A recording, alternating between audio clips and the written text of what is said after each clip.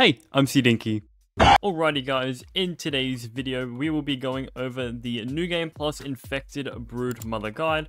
If you're struggling with the Infected Broodmother, don't you worry, you have come to the right video. This is one of the easiest builds. Can this guy stop yapping when I'm doing the intro? This is going to be the easiest build when it comes to fighting the Infected Broodmother, but a massive disclaimer to all of you guys, having this build on will not make you kill the boss first try. This is a skill-based boss, and it will take many attempts for you to be perfect at this boss fight. So once again, having this build will not mean you'll kill the boss on the very first attempt. So here is the build. We have the Toenail Scimitar down the fresh path, and we also have upgraded it once into New Game Plus to level 10 just for that extra damage. We have the Fire Ant Shield. Now if you aren't comfortable perfect blocking, definitely bring in the Fire Ant Shield, but for this video I don't like the 20% damage reduction, so I'll be taking this off. But once again, if you can't block correctly, definitely take in a shield. For the armor set, we will be going with the Fire Ant Helmet for the corrosion effect. This is going to be bulky as the sleek effect does not work as a single piece. The corrosion reduces the Broodmother's defense, so we can deal more damage in, and she has less HP pretty much. We have the termite armor here. This can also be substituted out with the Giddy Goop trinket, and you can just chuck in, I don't know, the Broodmother chestplate if you wanted to. But because in this video I have no trinket, because in this world we are on New Game Plus 1. On my main save I'm in New Game Plus number 10, and I kind of don't want to really show off the Infected Broodmother in New Game 10 because she is just completely broken right now. We will be rocking no trinket in this video, but a trinket I would definitely recommend is either having the Science Waffle, Crinkle or Cone, which has either plus boss damage or any of the fresh ups, and the Implant of Weakness of the fresh, of course, because the Infected Broodmother is weak to fresh. So back we were with the termite armor. This is going to be the Giddy Goop, so every time you attack an enemy you have a chance to proc a dust cloud, which is going to slow down the Infected Broodmother's move speed and attack speed. And then finally for the leggings we have the bulky Assassin's Greaves, which are just apply bleed onto the Infected Broodmother after we hit a crit. Note this can be down sleek path, but it's also giving you crit stun, and the stun isn't really good against the Infected Broodmother because the stun gauge is just so high. Now when it comes to smoothies, I would definitely recommend bringing in one Sticky Boss Sauce, Human Food and Liquid Rage. Every single boss fight you're going into, you should at least have one of these, and in New Game Plus, Raw Science is pretty easy to get, and it's not that hard to dupe these guys. I think the Sticky Boss Sauce is like 2,000 Raw Science, and the Human Food and Liquid Rage is about 1,000 Raw Science. So on this Science Crinkle, I just have block strength. I'm just going to chuck it here as a placeholder, so just don't be confused by this at all. And also now when it comes down to the meals, you can have either the Perfect Toast, which gives you increased critical hit chance and critical hit damage, or you can have the Spider Slider if you do not have any Perfect Toast for the exact same effects but less critical hit damage.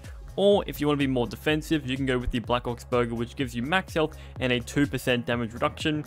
The damage resist gives you 2%, it's not a lot, but if you want to be a bit more beefy, definitely chuck this on. I'm pretty sure the Perfect Toast is only 4,500 Raw Science to duplicate, and it's extremely worth it, trust me. And the meals, I think they are 2,000 each. Also, if you are not a fan of the swords in the game and you want to use an axe, definitely use the Frosted Flake, but for this video, I'll definitely lean towards the Toenail Scimitar, as with the mutations, it's going to be pretty overpowered. So speaking of the mutations, we are going with the 3 out of 3 Blade Master. This is going to give us our exhaustion recovery timer when we run out of stamina, and it will also reduce the Infected Broodmother's damage by 10%, which is just insane. We are going with Coup de Grace here for that critical hit chance, so our Mantis leggings can proc the bleed.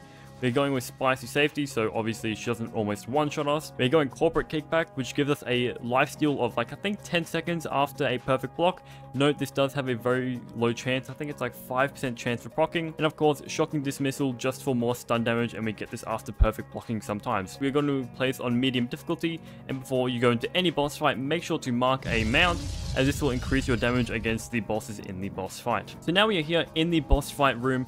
Now the areas I would definitely recommend you stay away from is this puddle here. If the Infected Broodmother gets in this puddle, she will have corrosion, critical hit chance and lifesteal, and you do not want that at all. So play around this area where she doesn't have the puddle. The best areas I recommend standing is right over here in this little zone I'm standing in. This is like the most safest zone, even when the bombs drop down. When the bombs drop down, just come ahead and like run in this corner and you should be pretty safe. Okay, so now once you've gone ahead and drunk all your smoothies and buffed out your character, I also forgot to grab some smoothies, so I just crafted up some bandages and beefy soothing syrup. What I do now after you buff your character up is definitely save the game, because I know you autosave when you summon in the boss, but just saving just ensures that you won't lose out on any of your buffs. So make sure you save before you start any boss fight. Now let's go ahead and summon in the infected Broodmother. Here is the mutation list on the left side of the screen if you have missed it. And now when it comes to the infected Broodmother in New Game Plus 1, the mutations you want to avoid is having the high defense or any of the staff attacks, because they are really annoying and broken to scream attacks right now. And we right here have got the venom on hit effect. This one is relatively easy if you know how to perfect block and you know what you're doing.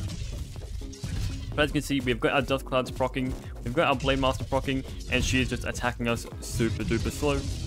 Sometimes the Dust Cloud stacks multiple times and it's kind of hard to see. There's really not much you can do about that. But as you can see, in the first phase, we are dealing a bunch of damage, and we've been in this boss fight for like not even 20 seconds.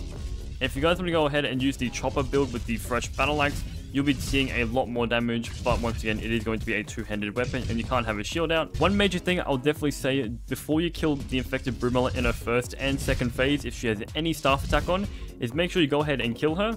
You hit her into a phase transition, and you run away straight away. Because if she has any staff attacks, she will sometimes spew out sour orbs or fresh attack or even some spicy attacks. It's kind of annoying, and it might catch you off guard.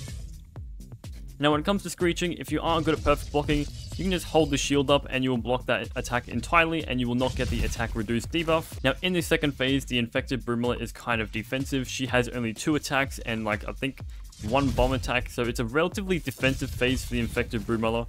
This is just to prepare you for the third phase, where she'll be combining phase 2 and phase 1 together. And if you did not know, you can also go ahead and parry her screams without a shield. So if you would like to go ahead and attempt to parry without a shield, you definitely can. Once again, this is a really easy phase. Here we go, she's about to scream, and we can parry that straight away.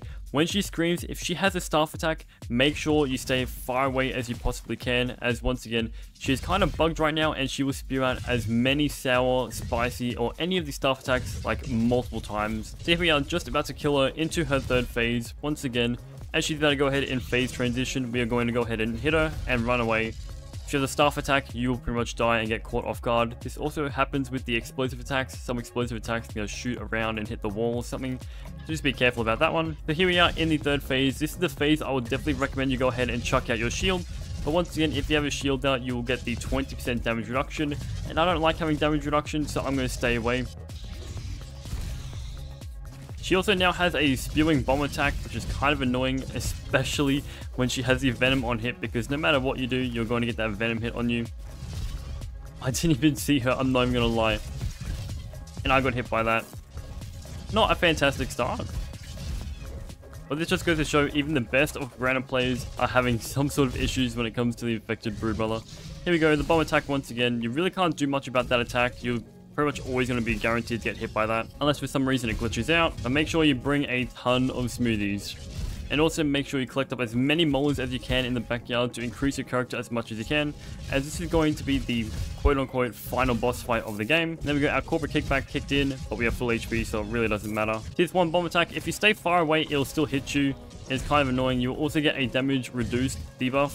And in this phase, she attacks just as fast as a enraged Black Widow, so just be very careful about that one. It's kind of hard to tell you like tips when fighting the infected Broodmother, because I've got so much knowledge. You also don't even need to see her do her attacks as well when it comes to some of her screams. She has a attack queue, and the Dust Cloud is coming in, slowing her attacks down, making it easier for you guys and to have a bunch more time to perfect parry. Until she does this one fast combo attack. That attack is really difficult to perfect parry every single one of them. Also, this spot over here is a good spot if she has compromised the other location and you can't stand there. And here we go, the infected Broodmother is just about to die. Get her out of that puddle, as that is quite dangerous for you, because she can even hit you through your perfect parries. So she has just got about, I think, maybe 800 HP left, which should be relatively easy. And she's going to do one final screech. We are going to kill her while she's screeching. God, she loves her bombs in this fight, doesn't she? She shoots so many bombs. We got unlucky and got the bomb-infected Broodmother. And here we go, final hits. And just like that, she is dead. Relatively easy, we only went through a few different smoothies. So there it is, the infected Broodmother guy. Let's go ahead and loot her and see what we get.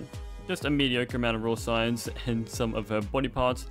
Now, once again, if you rock this build, this does not mean you will instantly take out the boss. This build is just here to help you if you are struggling with the infected Broodmother. So with all that said, if you guys did enjoy this video, please make sure to leave a like and a subscribe or even a comment down below if this build helped or if it didn't help. And I'll catch you guys in the next video.